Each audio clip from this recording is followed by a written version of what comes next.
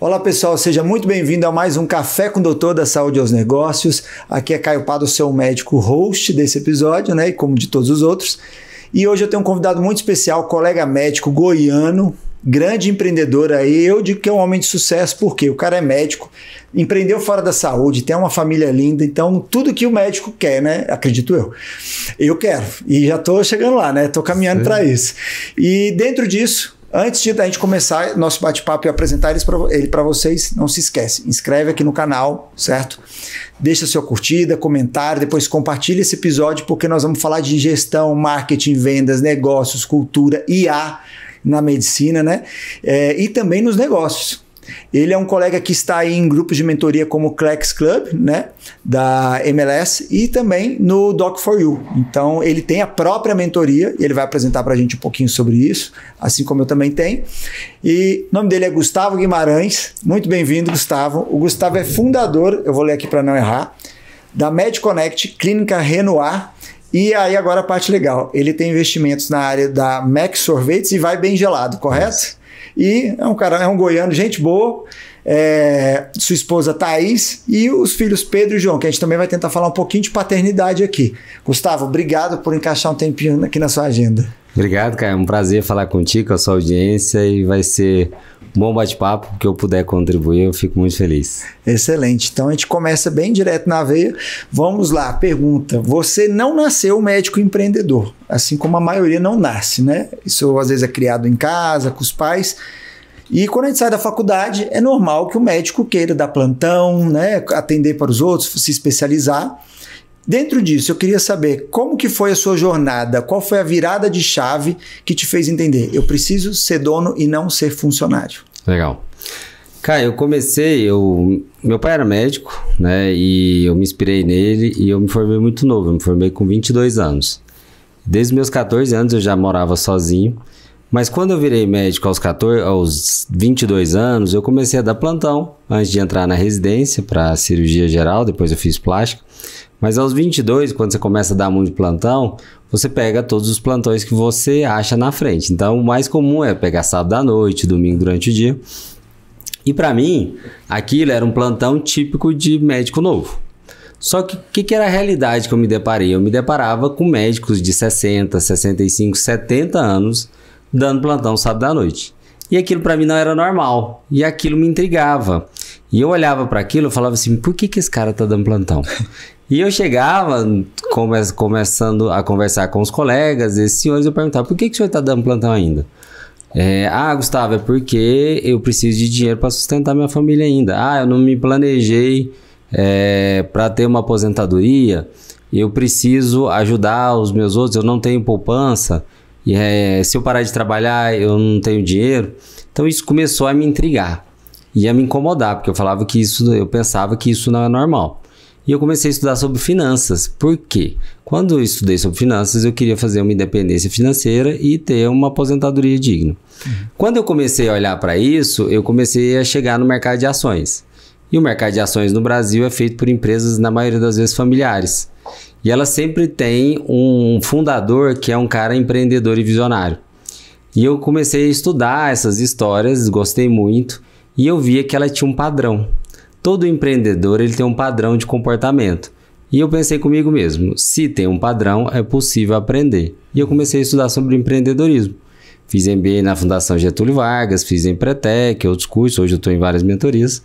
Mas aos 25 anos eu abri minha primeira construtora. E fui construir lá no Minha Casa Minha Vida, em Águas Lindas. Na primeira aventura empreendedora, e construí mais de 50 casas, e daí não parei mais com o empreendedorismo. E esse seu processo, até para o pessoal saber, quando você disse que fez MBA, aí foi em gestão, saúde, foi em que áreas? Como eu já tinha essa visão macro de fazer vários negócios, eu não queria um MBA focado na área da saúde. Então eu fiz o MBA em gestão estratégica, que tinha uma abrangência maior, que pegava várias áreas. Então com isso eu tinha habilidades que não serviriam só para a saúde, serviriam para todos os negócios, que no final do dia, apesar da especificidade da saúde, negócio é negócio, e a saúde faz parte disso. Apesar da gente ser doutrinado a não entender a medicina como negócio, mas ela é um negócio. Sim. E eu consegui aprender muita coisa e apliquei para todos os meus negócios até hoje. Interessante. E você começou a construir, acho até legal, porque eu tenho a clínica lá em Águas Lindas, né? Uma cidade que não para de crescer, tanto que já teve até o prefeito aqui no podcast, alguns episódios atrás. E meu pai pagou minha faculdade com Minha Casa Minha Vida, na época que estava em alta ainda, construindo, conseguiu bancar meus estudos, né? Foi ótimo. E aí, quando que foi isso? Entrou na área da saúde, que você foi começar a mexer mais com gestão dentro de clínicas, por exemplo, sua clínica Renoir. Fala um pouquinho dela pra gente. Legal. Eu só comecei, eu sempre entendi que para você ter um negócio, você tem que ser um homem de negócios antes. Então, para eu ter a minha clínica, eu demorei. Eu fundei minha clínica há 6 anos atrás só. Porque eu queria ter um know-how, queria ter conhecimento para poder ter a minha própria clínica e fazer do jeito que eu queria e o jeito que meus pacientes merecem. Então, eu montei minha construtora, depois eu montei minha fábrica de sorvetes, que tem até hoje, e eu montei alguns outros negócios. E aí, com 6 anos atrás, eu decidi que eu queria entregar a melhor experiência possível para o meu paciente. E eu entendi que para eu ter um negócio, eu precisava dominar algumas habilidades. E a principal delas era a capacidade de captar pacientes. Captar é trazer pacientes para dentro da clínica. E eu comecei a estudar isso, fiz alguns cursos de marketing e comecei no digital. Na hora que eu entendi essa habilidade, como é essa competência, aí eu me senti seguro para abrir minha clínica. E aí eu fui para São Paulo, estudei várias clínicas, o que era de bom nelas, o que eram ruins. E com isso eu montei um formato e trouxe para o arquiteto. Falei, eu quero desse jeito, nesse formato. E aí eu montei a Renoir. A Renoir hoje é uma clínica high ticket, como que ela opera? Hoje é uma clínica high ticket que tem 11 médicos, 13 profissionais que atende a saúde da mulher. Por quê? O que eu entendi e eu vi que o médico cirurgião ele tem uma dificuldade. Ele opera uma paciente na plástica e se Deus quiser ela volta daqui 10 anos para fazer outra plástica. Então, eu percebia que eu não tinha esse LTV, né, que é o Lifetime Value, ou seja, meu paciente não consumia vários produtos de mim. E isso me incomodava, porque tudo dependia da minha força de trabalho, de operar. E a segunda parte é, as pacientes sempre me pediam referência. Ah, Gustavo, você conhece uma ginecologista boa? Ah, Gustavo, você conhece um dermatologista? Eu quero me cuidar também nessa parte. E eu via que eu estava perdendo dinheiro, eu estava deixando dinheiro na mesa, por quê? Aquela autoridade, aquele relacionamento, ele ia embora porque eu não tinha o próximo produto para paciente. Então, o que eu pensei? Eu vou criar uma clínica onde a mulher fosse atendida em todas as etapas. Na saúde feminina, na parte dermatológica, na parte da vascular, que são as varizes, na parte da endócrino e a minha parte que é a cirurgia plástica. Então, a paciente hoje, mulher, da onde ela vier, ela está atendida em todas as áreas. Então, se ela for na dermato, ela pode vir em mim. E vice-versa. Então, você cria um ecossistema, vários produtos para a sua paciente, já que ela tem a sua confiança e ela te vê como autoridade. Excelente, porque é uma esteira, você resolve ali, você consegue fazer upsell, você consegue aplicar tudo que tem em gestão e vendas dentro disso. E o mais interessante você consegue vender protocolos de manutenção, de acompanhamento, né? Os médicos falam, mas o que é protocolo de acompanhamento? Eles acham que isso é só na nutrologia, quer vender soro. Não, na verdade, qualquer especialidade médica dá para fazer isso, né? E hoje você tem sócios lá? Como que é a clínica? Não, só eu e minha esposa. Ela é gestora, eu tomo conta da parte médica e a parte estratégica. E ela toca o dia a dia no operacional. Ela não é médica? Ela não é médica, ela é fisioterapeuta. Certo. Mas ela também fez MBA na Fundação Getúlio Vargas na área da saúde também. Legal. E qual que foi o maior desafio que vocês tiveram nesse tempo aí da clínica lá no início? Onde vocês erraram? Caio, a parte que nós mais erramos foi na parte de trazer médicos que não tinham perfil, né? Porque nós trabalhamos no sistema de parceria, ou seja, ele trabalha e ele é remunerado de acordo com a produção dele.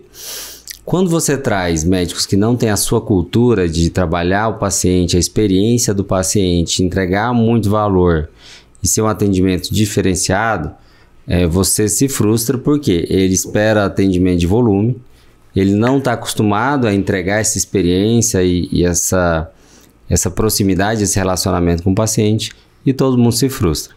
A segunda parte é ensinar esse médico que ele tem que ter metas, ensinar esse médico que ele tem que vender.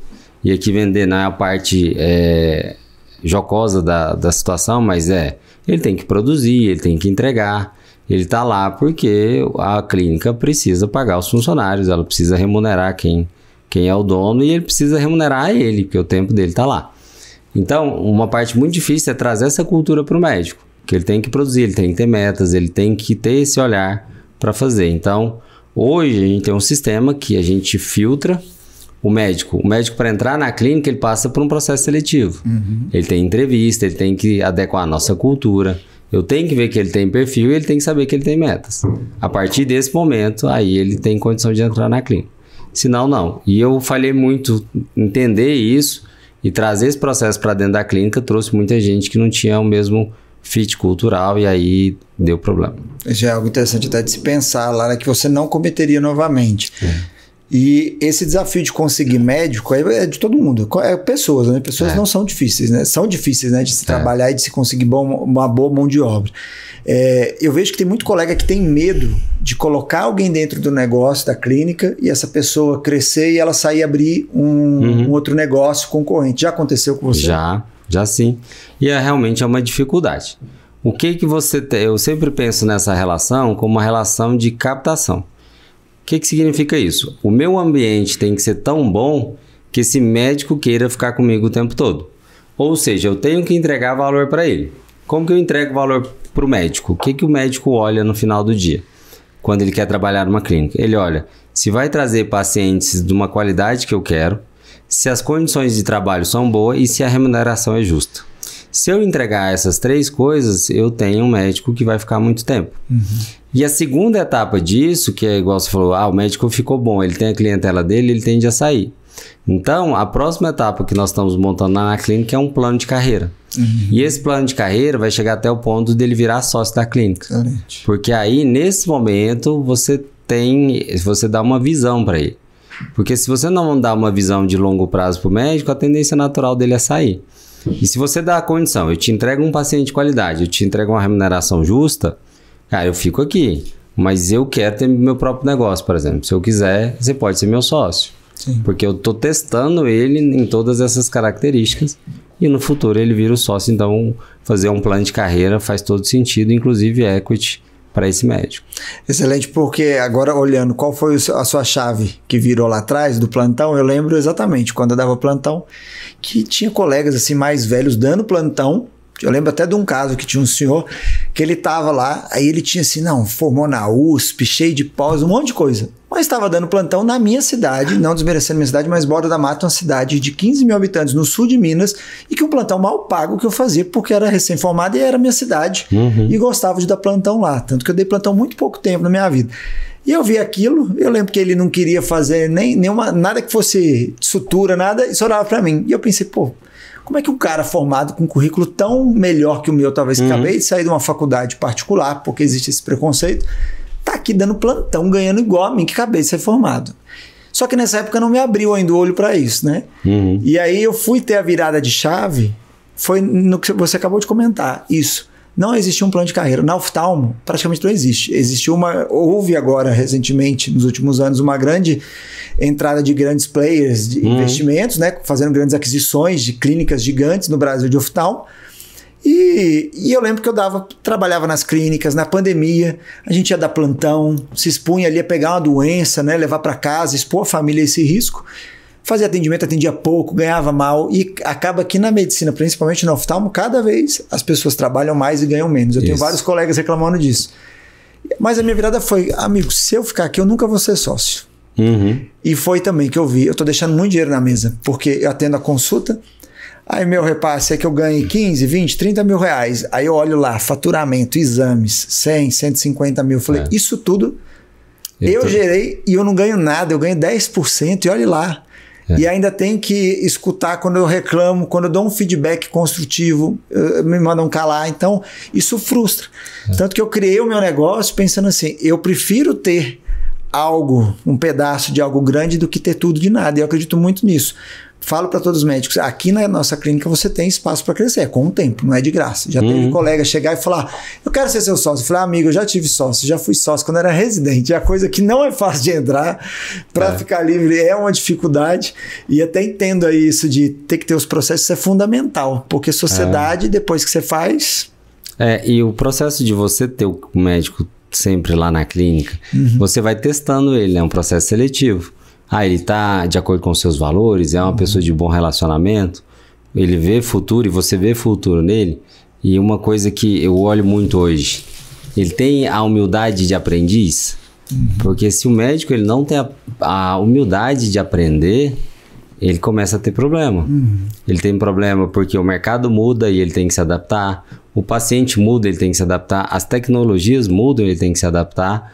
E hoje, venda é uma coisa que você tem que ter essa habilidade, né? Você mostrar o valor do seu produto, do seu serviço, o valor da sua entrega é uma venda.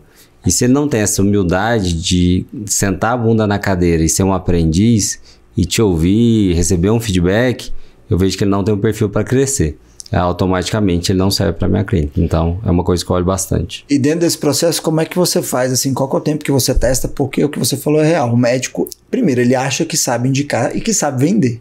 Mesmo que ele não fez. Eu fiz pós em gestão em vendas, em marketing. Então, assim, é muito diferente. Tabela de valores, upsell, tudo que a gente está falando aqui.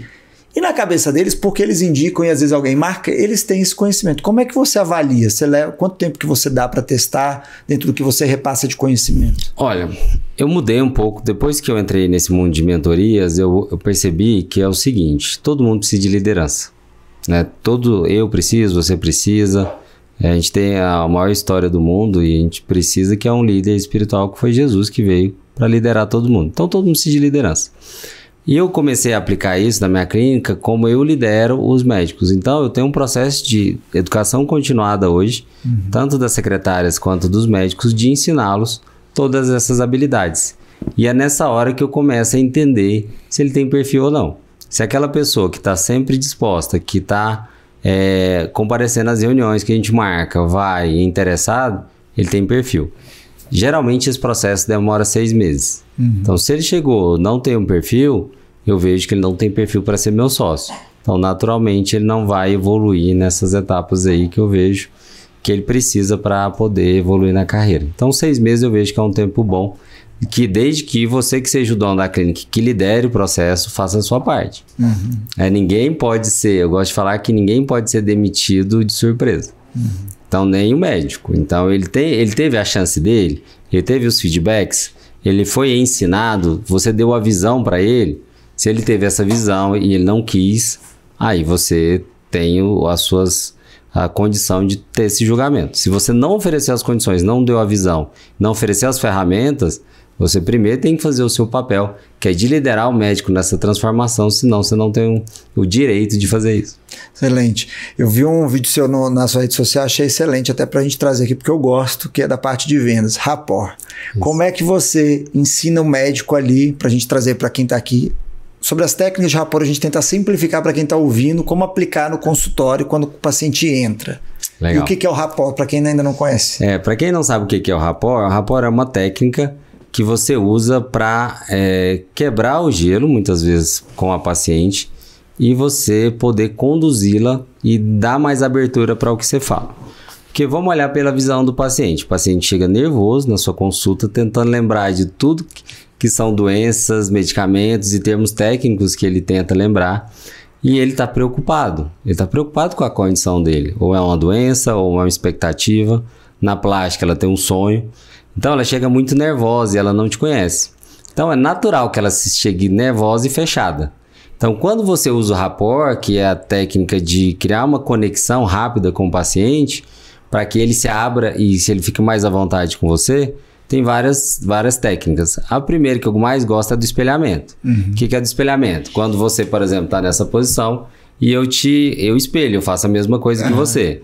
À medida que você sorri e vira, você faz o mesmo movimento. E eu gosto da técnica que é espelho, espelho e conduz. O que é isso?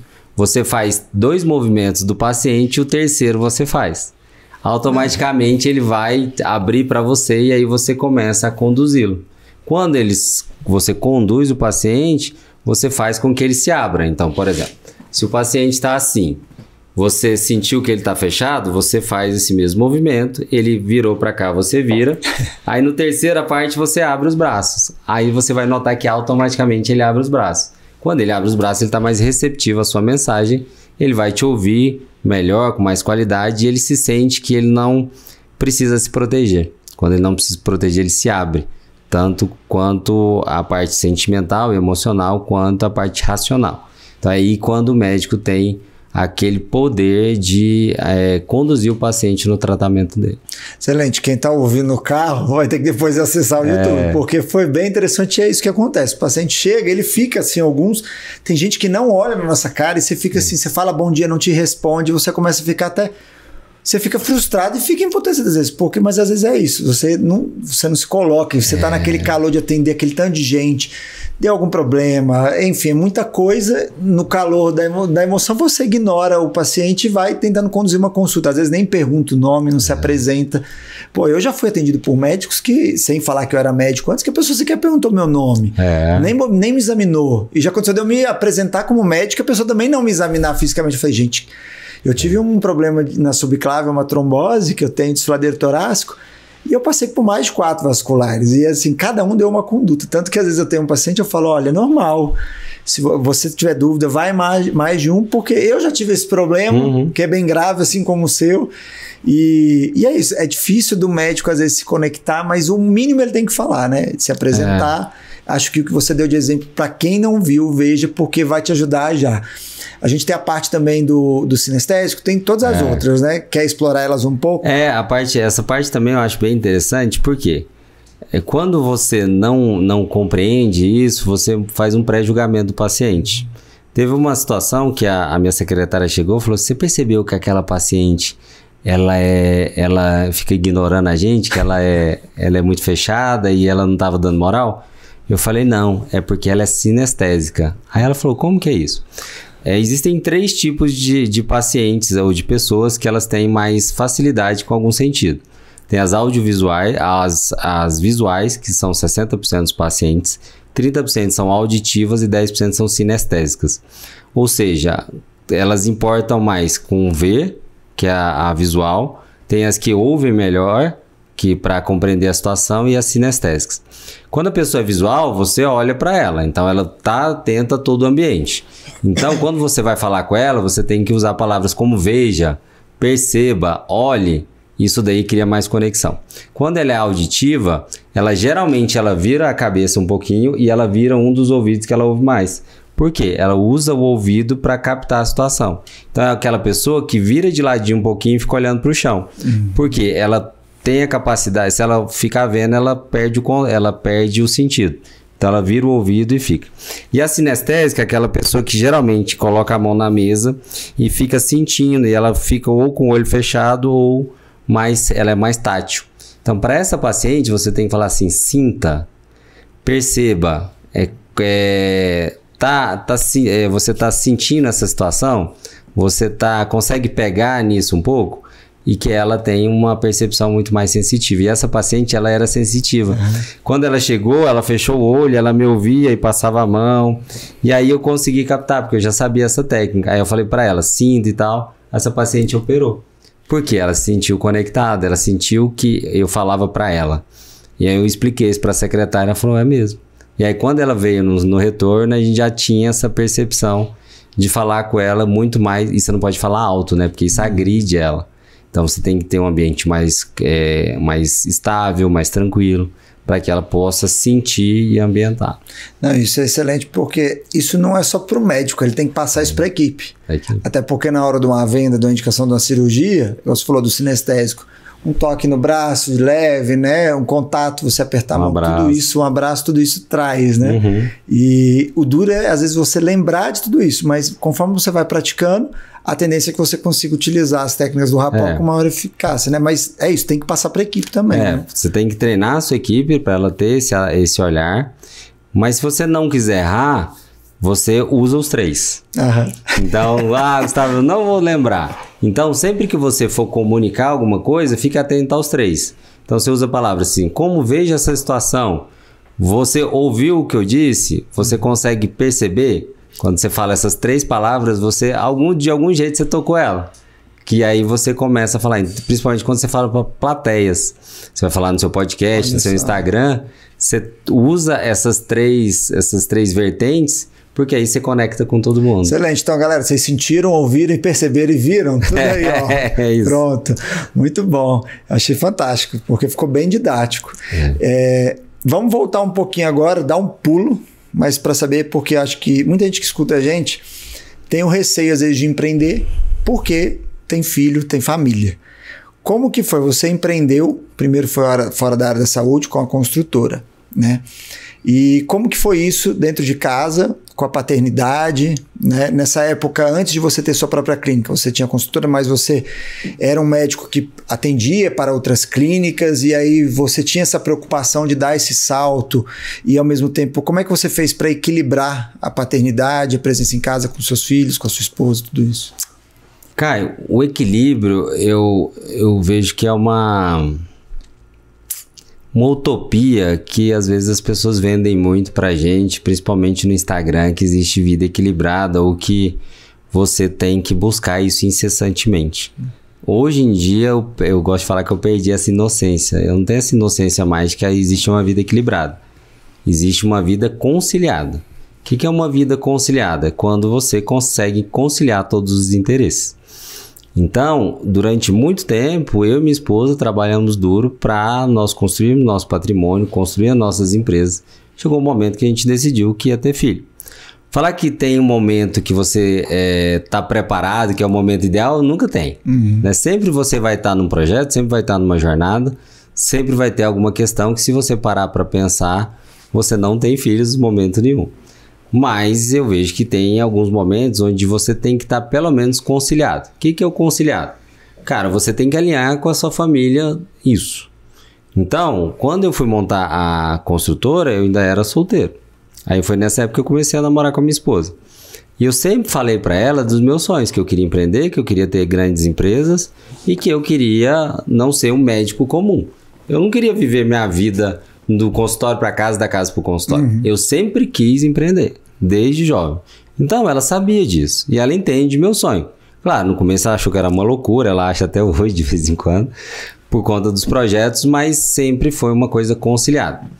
Tem os momentos que você vai trabalhar muito e vai deixar a sua família mais ausente, isso é normal. Por exemplo, no momento da paternidade do meu primeiro filho, que é o João, que hoje ele tem 10 anos, durante 3 primeiros meses eu ficava muito em casa. E eu alinhei isso com a minha equipe. Falei, eu não vou para a fábrica esses dias, eu vou ficar de casa, se precisar de casa vocês me contactem. Falei na clínica e falei para a minha equipe tudo isso. Então foi um momento que eu deixei para cuidar. Hoje, nesse momento que eu tenho a mentoria, que ela está acelerando, tem muita coisa, eu tô bem alinhado com a minha esposa, que eu vou trabalhar das 6 horas da manhã até as 10 horas da noite. E isso tá tudo bem, porque eles sabem do projeto, eles sabem das nossas metas e eles compram o projeto porque eles sabem que eles vão se beneficiar também no futuro. Então, eu gosto de falar que a primeira... Para quem você tem que vender seu projeto primeiro? Para sua família. Na hora que você vende, você alinha, não tem ninguém achando ruim. Mas eles sabem disso e sabem que tem um preço a se pagar, que depois todo mundo vai se beneficiar.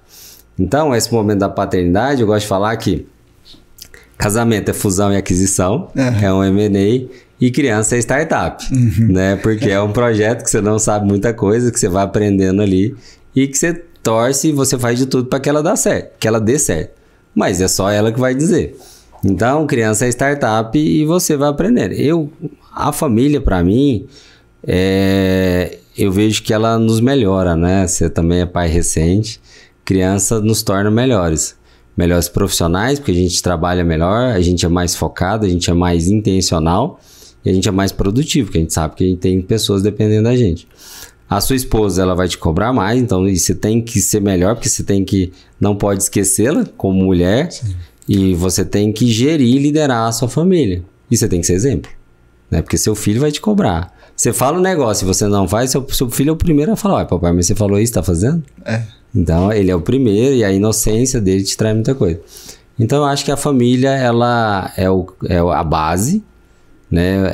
É o que sustenta, é o que te dá apoio, é que nos momentos difíceis tem que estar do seu lado, mas tem que estar alinhado, que eles têm que te apoiar, né? Você tem que ter esse apoio, porque é muito difícil. Porque o mundo lá fora, ele é muito... pro empreendedor, ele é muito agressivo, hostil, ele é injusto. Se você tem um problema de sair para empreender e voltar para casa e ter outro problema, isso é péssimo. Você não tem vida, né? Então, você tem que ter aquele ambiente que seja acolhedor e que seja seu ponto de segurança. Desculpa só te cortar. E isso, mais uma vez, você que tem que liderar isso, né? Eu advogo que as pessoas elas têm que ser líderes em todas as instâncias dela, da família. Então, você tem que liderar esse processo. E liderar é mostrar a visão, mostrar o projeto, vender para sua família. E você tem que ser a melhor pessoa que concilia isso para liderar todo mundo. E até dentro disso, hoje, como que você... Até porque tem que ter gestão de tempo para estar presente em tudo, né? E o médico, ele às vezes comete o equívoco de ficar querendo estar em tudo e fazer tudo.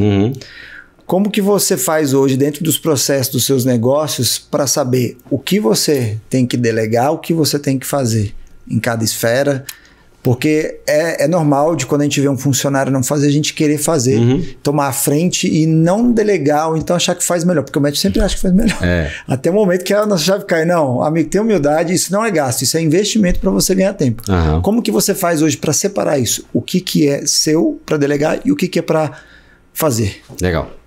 Eu tenho uma forma de pensar sobre isso. Geralmente, quando eu quero delegar alguma coisa, eu quero passar isso para alguém, e no começo, eu fazia tudo primeiro, né? Então, por exemplo, a parte do marketing, eu fui estudar marketing. Eu fui estudar lead, funil de vendas, aquecimento, lançamento, tudo. Mas eu estudava isso para entender e para poder delegar isso. Então, quando você entende o processo e você vai a fundo para entender e para ninguém te enganar ou para você saber qual a melhor forma, a partir desse momento eu delego. Então, eu sempre fiz isso. Por exemplo, finanças, quando eu fiz MBA na Fundação Getúlio Vargas, eu fazia as planilhas da minha construtora. Porque eu queria entender cada número, ver um padrão, criticar aquilo e fazer. Depois eu passei para outra pessoa. Então, quando ela me apresenta uma planilha, um balanço, eu tenho DRE de todas as minhas empresas. Para quem não sabe, DRE é demonstração de resultado do exercício. Eu sei olhar um balanço e eu sei falar, esse balanço está certo, esse balanço está errado. Então, a partir desse momento eu delego. E eu tenho metas muito claras, né, em cada área que eu atuo. Então, todo mundo da minha clínica tem meta, todo mundo da minha fábrica tem meta e todo mundo da minha mentoria tem meta. Então, quando você tem meta, você tem uma direção. Quando você primeiro tem a direção e sabe o resultado que você quer chegar, tudo fica mais fácil.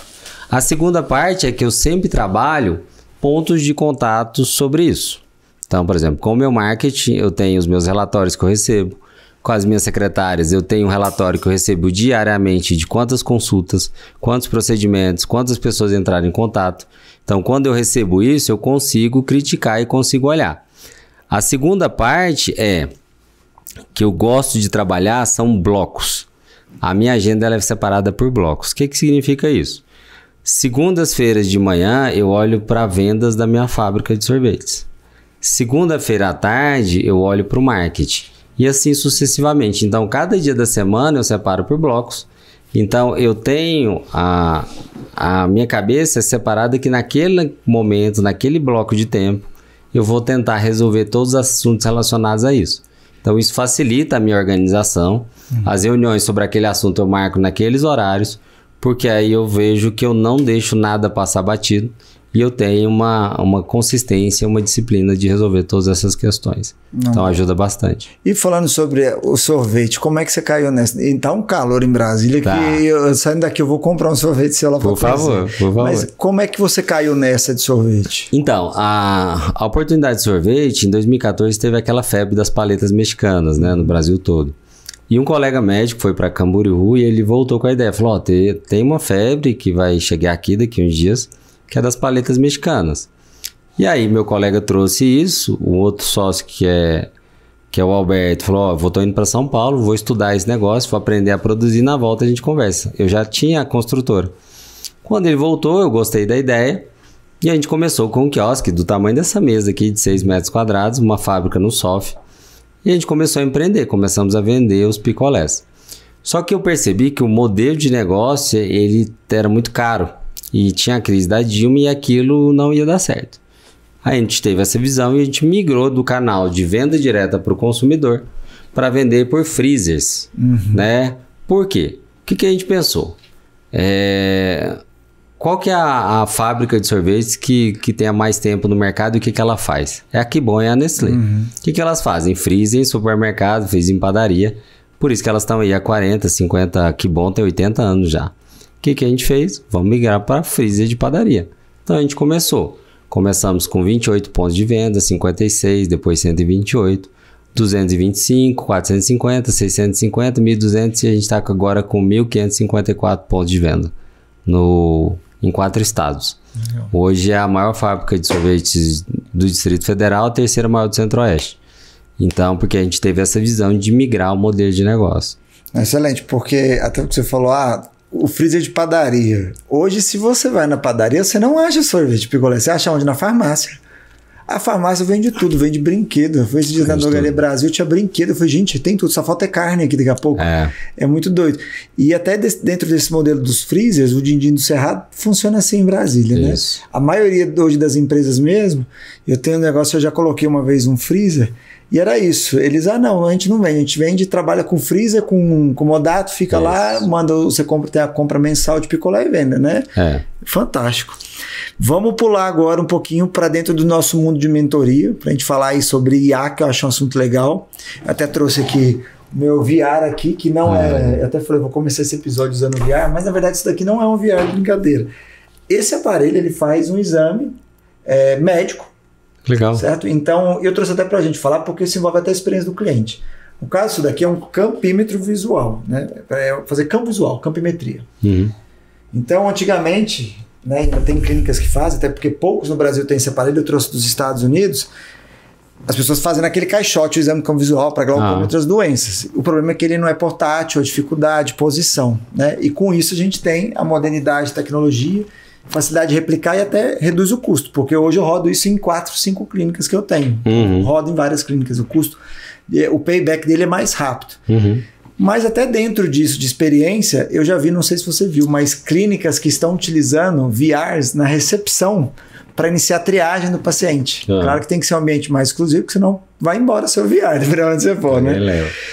Mas é legal porque até na triagem, eu já vi uma de uma clínica de ortopedia, onde que a pessoa bota o VR lá, e aí ela tem toda uma anamnese ali, né, dentro do mundo digital, e ele vai escolhendo, né, com coisa, ele coloca, onde é sua dor? Aí ele marca. Dentro da oftalmo, é algo interessante que dá até para você fazer teste de acuidade visual antes de acelerar a consulta. Hoje, na sua clínica, você já usa alguma coisa de tecnologia assim para a experiência do cliente? Uso. Lá na Renoir, nós usamos para simulação de prótese. Então, a paciente que quer colocar a prótese mamária, eu tenho, que é o Crisalix, onde você tira 3 a 6 fotos do paciente, você transfere elas para um software que é suíço, e ela monta o 3D da paciente. E através do catálogo de próteses que eu uso, eu coloco na paciente, ela consegue ver o antes e depois. E com o óculos de realidade virtual, ela tem a sensação de que está num camarim. Você já está usando um? Já usa uns...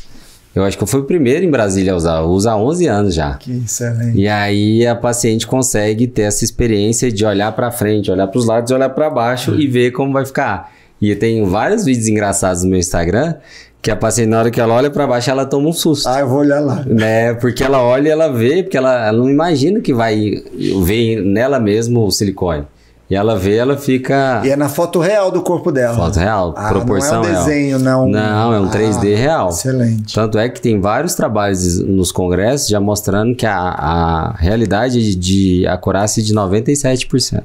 Isso deve até reduzir processo, né? Porque na área de estética acontece muito. Né? Reduz processo, alinha expectativa, o paciente tem uma experiência legal e ela vai para a cirurgia mais confiante, né? Então, tudo isso ajuda. Claro, eu sempre explico para elas que o tomador de decisão na hora da cirurgia sou eu.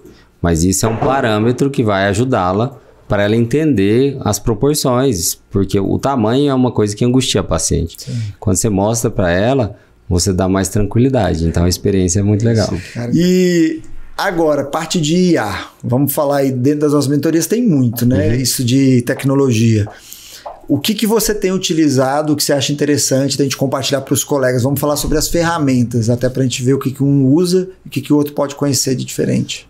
Olha, hoje eu uso a ferramenta de IA no meu dia a dia. Então, para criar conteúdo, eu uso. Para criar textos de uma forma melhor, de acordo com o meu ouvinte ou quem vai receber aquela mensagem. Eu uso para organizar minha rotina. Então, por exemplo, eu tenho um agente GPT que ele gerencia meus projetos. Então, eu mando todas as tarefas, todos os projetos, e ele vai alinhando e ele monta, inclusive, minha agenda, se eu quiser.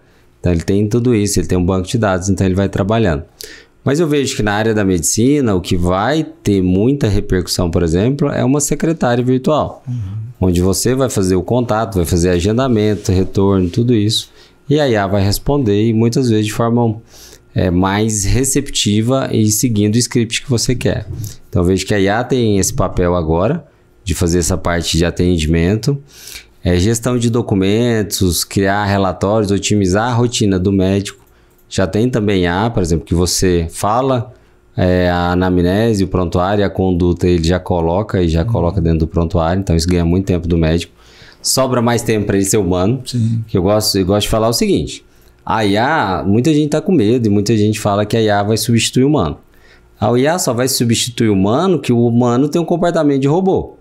E quem não sabe usar ela. Não sabe, Por exemplo, se você faz um negócio que é digitar, e você só faz isso, você não pensa, você não comunica, você não interage, cara, seu trabalho com certeza vai ser substituído. Agora, se você agrega valor na parte de relacionamento humano, na parte de contato, na parte de conexão, que a gente já falou, com certeza seu trabalho está preservado. Mas se você não faz isso, sinto muito. Aquele médico que não faz contato com o paciente, que não ouve, que faz receita de bolo, ele vai ser substituído por um IA, com certeza. Eu achei interessante até do uso da medicina, que você falou dos tratamentos, eu utilizo para laudo. Por quê?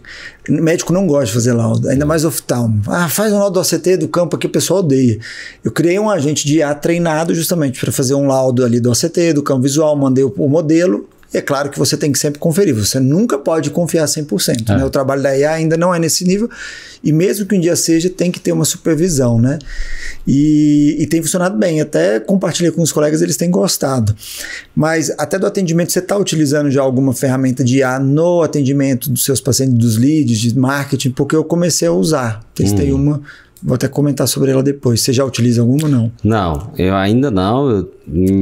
Me agrada muito isso, né? Eu vejo que se você conseguir personalizá-lo, trazer na sua linguagem, no seu tom de voz e do jeito que você faz, ela é muito interessante. O que eu tenho hoje, um agente GPT para formar os scripts dos médicos. Então, por exemplo, chega um médico na mentoria, aí, eu não tenho script, é bagunçado. Eu, com o currículo dele, com o tom de voz e com algumas características, em 2 minutos eu monto o script dele de atendimento inteirinho, com todas as boas práticas, então ele recebe isso rapidamente. E aí é só treinar a secretária a fazer. Mas eu vejo que a próxima etapa da mentoria que eu vou entregar para os mentorados é ter esse serviço de AI para o atendimento, que eu vejo que facilita muito. Hoje o que eu tenho visto, eu estou implantando nas clínicas, né? Justamente um serviço com IA é um agente, é diferente do chatbot, porque o chatbot é chato. Você digita 1, digita 2, e aí você fica amarrado, você tem uma outra dúvida. Eu testei vários sistemas, aí até o que eu compartilhei recente, onde tem, por indicação, o pessoal ganha alguns bônus de leads. Não é barato, é caro, mas é mais barato do que você ter funcionário. E a vantagem é que você consegue escalar o seu atendimento. Então, porque a maioria dos colegas tem o quê? Uma funcionária, uma secretária que faz tudo, que é a secretária que atende o WhatsApp, que marca, fecha, faz tudo, né? E ela não dá conta de responder o WhatsApp. E ali você pede na taxa de resposta a conversão, né? E com isso resolve muito, porque eu testei ele várias vezes. É fantástico. Ele responde como melhor que uma secretária, porque não tem erro de português. Você não tem que ficar treinando, você não depende do humor da secretária, dela estar bem no dia para atender com felicidade e estar feliz para vender para o seu paciente. E você deixa talvez uma closer ou uma inside sales ali só para supervisionar. Pô, agora é a hora de eu entrar, agora eu assumo o atendimento, saio a inteligência e eu assumo. Eu testei algumas, uma delas é a Rosana, até que foi o pessoal dentro da mentoria que indicou, e testei uma outra que foi descoberta própria, que é o Cláudia. Rosana é interessante, mas você tem que fazer tudo sozinho, eles não implantam. Agora o Cláudio, eles têm uma equipe. Então depois até te recomendo testar, porque pode ser uma aí. E outra coisa que também que vai ajudar é porque é o seguinte, quando você faz tráfego pago, 60%, 70% das vezes dos leads vem de final de semana. E o tempo de resposta influencia muito, principalmente com o lead frio.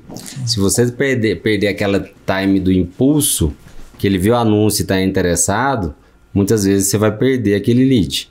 Então, quando você usa a IA no final de semana, ela cria aquela interação, aquela conexão e já agiliza o atendimento. O fora do horário comercial é fundamental.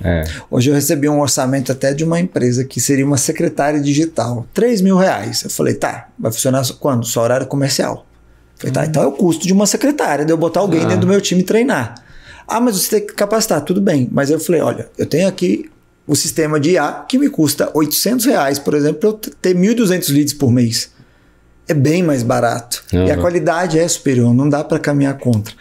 E CRM você utiliza nas suas empresas? Qual que você gosta? Eu falo muito de CRM para o pessoal, que a maioria das pessoas não tem, né? Nem sabe o que é. Nem sabe o que é. Eu tenho 2. Eu tenho para captura de leads e essa gestão dos leads, que é o Como, K-O, mesmo. MMO, que eu gosto muito dele, porque ele conecta também rede social. E para a parte de orçamentos mesmo, eu uso o Mosquite. Que a partir do momento que a paciente vem e faz o orçamento para a cirurgia plástica, ela entra dentro do funil do Mosquite e aí eu faço essa gestão, que é um ticket caro, ticket mais alto, então eu faço essa gestão mais de perto. Então, automaticamente ela já vai para o Mosquite. Então eu uso os 2. E eu tenho um BI, que é para quem não sabe o que é um BI, é uma plataforma de gestão de dados onde eu tenho a visão do meu negócio. Então, por exemplo, eu sei qual que é o ticket médico, o que cada paciente gasta dentro da clínica, qual que é o médico que produz mais, qual que é o médico que produz menos, quantas vezes ele volta na clínica, que a gente chama de LTV, e eu tenho também o que a gente chama de matriz RFV. O que é matriz RFV? São aqueles clientes campeões, são aquele que mais gasta, que vem com mais frequência e que você tem um ticket maior. Então, eles são clientes que têm que ser tratados de forma diferente do paciente que veio uma vez e tem alto risco dele não voltar. Então, são tratamentos diferentes, campanhas diferentes, que aí você vai tratando eles para você ter uma ideia. Entre o cliente que vem pela primeira vez e o cliente campeão, ele tem uma diferença de 10 vezes de LTV. Olha, você vê, esse é o cara que você tem que mandar mensagem de Feliz Natal, Feliz Ano Novo, é um áudio personalizado. Fulano, sim. Feliz Natal, que saudade de você. Quando você vai voltar, vem tomar só um café, não precisa consultar. É isso, né? Relação com o paciente. E muitas vezes o médico perde essa oportunidade. Então, você tem um paciente que volta sempre na sua clínica, gosta de você, fala bem. Por exemplo, quando chega um tratamento novo na clínica, eu ligo para esses clientes campeões e falo assim, você vai ter acesso a esse tratamento em primeira mão. Eu nem anunciei no Instagram, mas você tem... Ela se sente super lisonjeada, ela adora uma coisa banal e simples que você pode fazer.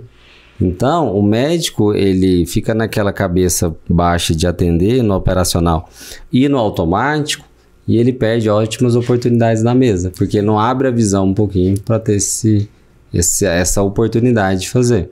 Hoje o médico não basta ele ser apenas bom tecnicamente, você ser o melhor da área, se você não é conhecido, não é lembrado. E não adianta, não vai garantir o seu sucesso, né? Até de você conseguir ter essa transição, trabalhar, ter consultório cheio, né? Não adianta. Você tem que ter marketing, tem que se expor, tem que estar para jogo, né? E qualidade técnica hoje eu falo que é para começar o jogo.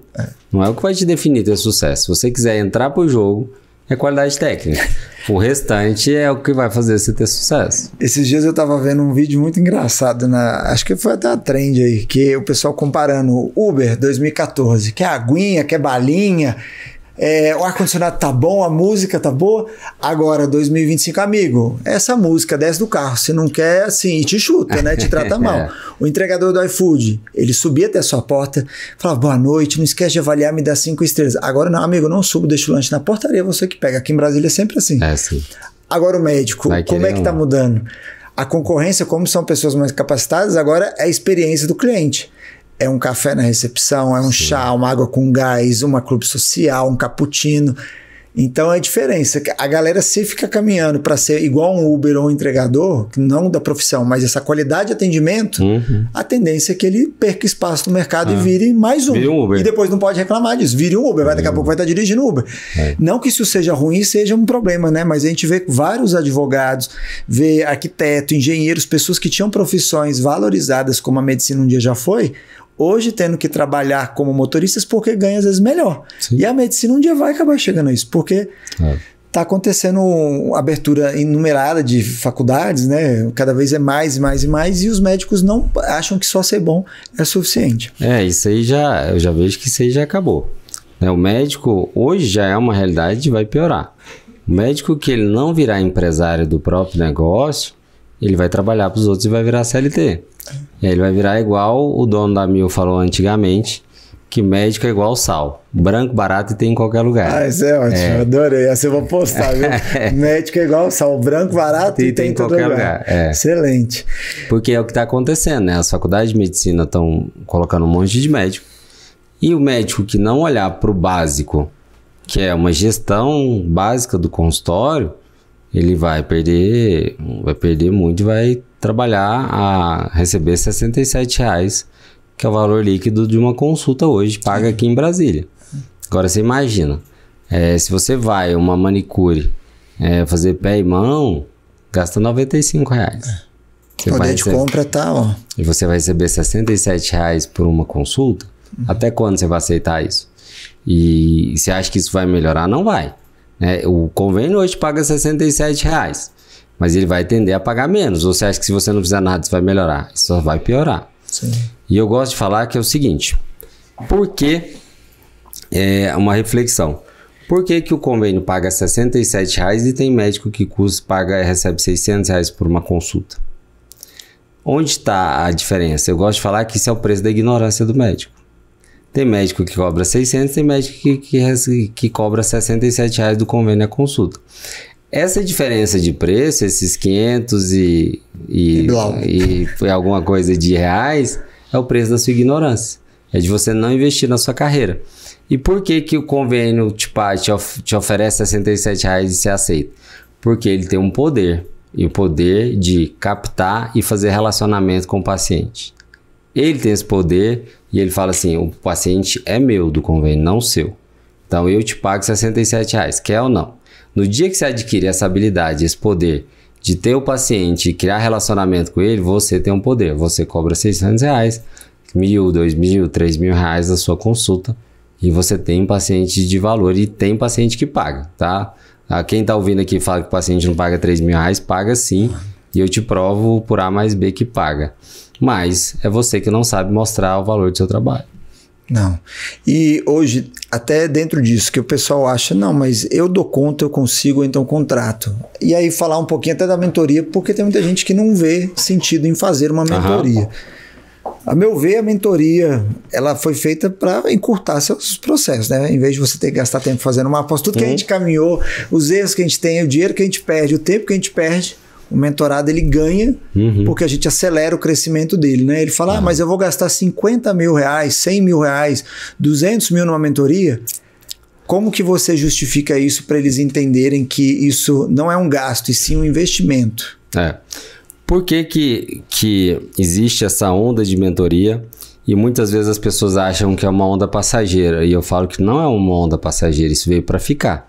É um modelo de ensino que veio para ficar. Por quê? A mentoria ela existe porque a faculdade, a academia, ela não conseguiu preencher um espaço que é trazer conhecimento prático para as profissões. Então você faz muitas vezes uma faculdade, um MBA, cara, você sai da medicina, forma na faculdade de medicina, você não sabe emitir uma nota fiscal, você não sabe contratar uma pessoa, você não sabe fazer um relacionamento com o paciente, você não sabe nada. Você sabe mal fazendo medicina. Então, por que a mentoria surgiu? Porque é uma necessidade do mercado de aprender com quem sabe na prática, que a academia não conseguiu responder. Então, os mentores hoje é uma necessidade que o público e o médico, principalmente, ele quer aprender com quem tem resultado. Simples assim, né? Eu tenho um resultado. Então, eu tenho uma capacidade, se eu tiver a vontade e o poder de comunicar isso e criar uma metodologia, eu vou ensinar quem não sabe ainda. Mas como eu aprendi isso? Eu aprendi errando, aprendi gastando, investindo, né? E a mentoria nada mais é que você antecipar o tempo que você ia aprender isso. Uhum. Muito provavelmente, tudo que eu ensino na mentoria, se você quiser, você vai aprender. Só que você vai demorar 10, 15, eu sou médico há 20 anos, tem negócio há 15. Então, são 15 anos de aprendizado, de vida real, prática, de skin the game, né? Sangue, o meu estava em jogo. E eu também perdi dinheiro, já levei calote, levei processo, já me estrepei em muita iniciativa que não deu resultado. E eu chego no meu mentorado e falo, não, vai por esse caminho que eu já errei aí, vai por esse. Simples assim. E aí, o que é o ROI, né? Mentoria tem que dar ROI, que é o retorno do investimento. Ah, 100 mil reais é caro? Depende. Se você gastar 100 mil e não tiver 60 mil de retorno, beleza, foi caro. Se você investiu 100 mil e se você teve 300 mil reais de retorno, já valeu o investimento. Sim. Vou te contar um exemplo. O Thiago, que é meu mentorado, tem até o depoimento no meu Instagram, ele entrou na mentoria faturando 42 mil reais em maio de 2024. Ele entrou, falou que estava com dificuldade, minha mentoria é cara mesmo e é assim que é, e ele topou. Quando ele saiu em maio, ele mandou uma mensagem no final de julho, que ele tinha faturado 103 mil reais. Ou seja, em 3 meses ele saiu de 40 para 103 mil reais. Se você pegar esse valor, 60 mil reais, que foi o ganho dele em um mês, multiplicar por 12, nos próximos 12 meses, a meta dele agora é 200 mil. Mas se você multiplicar só esses 60 mil reais de diferença em 12 meses, dá 720 mil reais. Sim. Se ele pagou 100, cara, ele multiplicou por 7 o dinheiro dele. Que investimento que dá isso? É isso. Se você pegar um investimento e falar assim, cara, eu tenho 100 mil reais aqui, me transforma em 700. Quem vai te oferecer isso? Quem vai garantir? Ninguém. Sim. Mas a mentoria ela tem que dar ROI. Ela tem que dar retorno sobre o investimento. E por isso que elas são caras. Porque elas sempre devolvem dinheiro no seu bolso. Claro, você fazendo sua parte e ser um mentor bom. Você tem que achar um mentor bom. Mas se ele for bom e te der ROI, vale muito o investimento. E a tendência é de ser cada vez mais caro por conta do ROI. E assim, o caro é relativo, né? Porque às vezes você fala, o paciente reclama que a minha consulta tá cara. Aí você vai reclamar que um colega que vai te ajudar a não perder dinheiro tá caro. Eu já fui igual, a gente erra muito no começo. Eu fui sócio de uma clínica lá quando eu era residente e achava que era isso, só botar o dinheiro, que é que todo médico acha. Se eu botar dinheiro e ser sócio, eu não preciso fazer nada, não entender nada de gestão, que o dinheiro vai crescer. Uhum. Eu perdi mais de 200 mil reais quando era residente. Eu trabalhava para pagar aporte na clínica. Se eu pudesse hoje voltar atrás, eu saí da clínica quando a gente saiu e encerrou os negócios com 25 mil reais. Então eu perdi quase 300 mil reais. Então assim, se eu pudesse ter pago 100 para saber o que não fazer, talvez esse negócio que eu perdi tivesse valido milhões. Porque no início, essa clínica chegou a ter valuation de milhões. E depois desandou. Por quê? Sociedade. Então é isso. Você quebra a cara. Então o cara é relativo. Porque, de fato, para um médico, né, cara? Ele gasta... às vezes ele vive um padrão de vida que ele não tem condição de manter, compra um carro importado, gasta 200, 300 mil num carro, mas ele ainda não é um milionário, não consegue bancar. E aí, mas eu faturo hoje 40, 50, igual você falou. E aí gastar 60, 100, 200 mil numa mentoria... é caro, mas comprar um carro que vai desvalorizar, ou comprar Bitcoin que ele não sabe, não estudou, e que desvaloriza, vende na baixa, compra na alta. Isso é barato? E aquilo, a mentoria também não é para todo mundo, né? Não. Porque eu tive um caso de a mãe de uma colega entrou em contato comigo que ela queria que eu ajudasse ela a montar o consultório, né, dela no interior. E aí ela me passou, ela tá assim, tá com um problema de depressão e eu queria montar um consultório para ela. E a gente já comprou uma sala, já tem um projeto. Eu falei, calma, mas vocês já avaliaram, já viram o ponto, viabilidade do negócio, equipe, tudo? Vocês já fizeram pesquisa de mercado? O que ela tem? Ela tá atendendo? Não, ela atende às vezes. Eu falei, então, calma, não faz nada. Compramos já os equipamentos já do consultório. Eu falei, meu Deus, calma. Não, mas a gente já comprou o imóvel para fazer a clínica. Eu falei, calma, você não precisa ter desespero. Primeiro, o imóvel é investimento. Ou você aluga ou você vende. Os equipamentos você consegue vender, devolver ou alugar. No final das contas, foi o que eu deixei claro para ela. Hoje, você fazer isso nesse momento para ela, talvez vai trazer uma sobrecarga que é pior para o estado de saúde dela.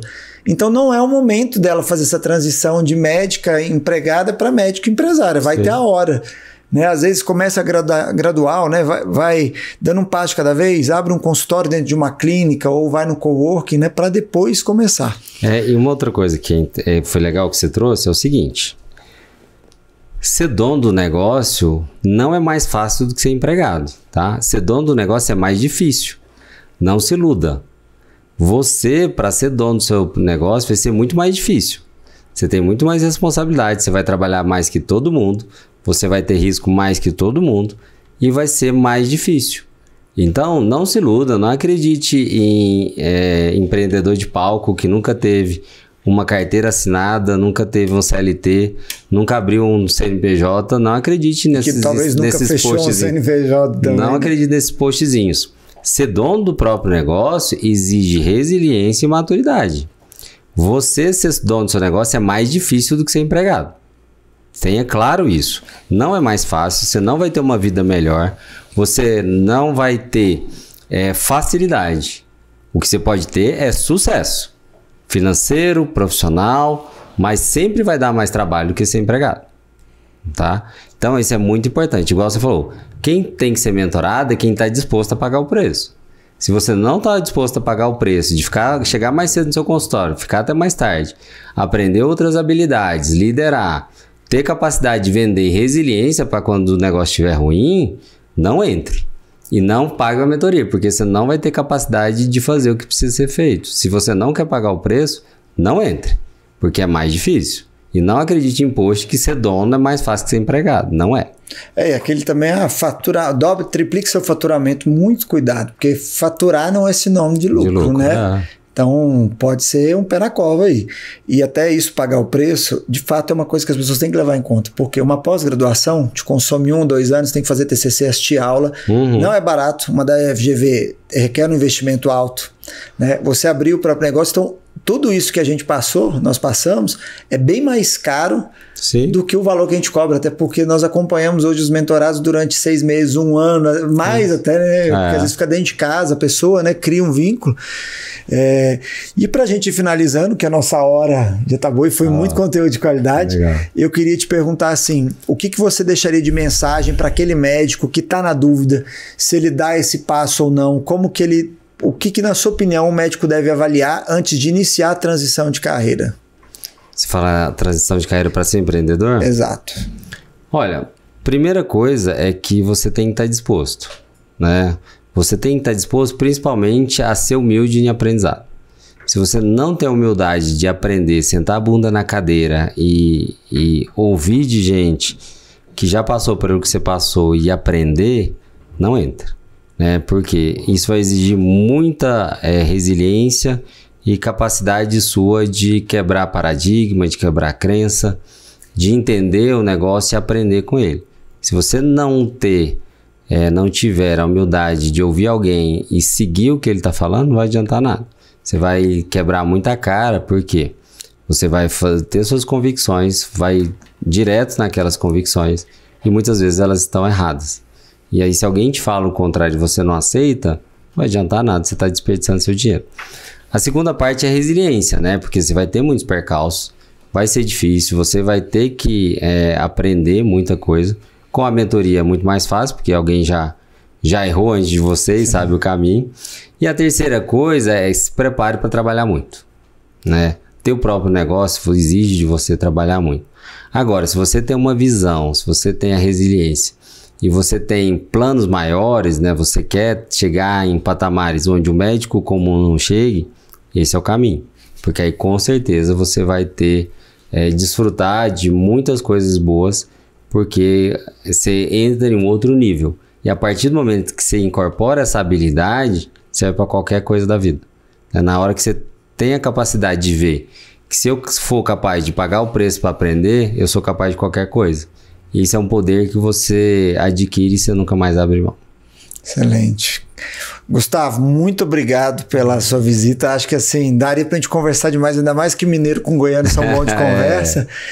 Agradeço muito. Eu conheci o Gustavo num encontro que teve aqui de um colega nosso que também tem mentoria, que é o Diego do Vale, né? E aí eu lhe pedi, ele foi muito solícito, passou seu contato, me ajudou, e agradeço de você estar aqui, por tudo que você compartilhou com o pessoal.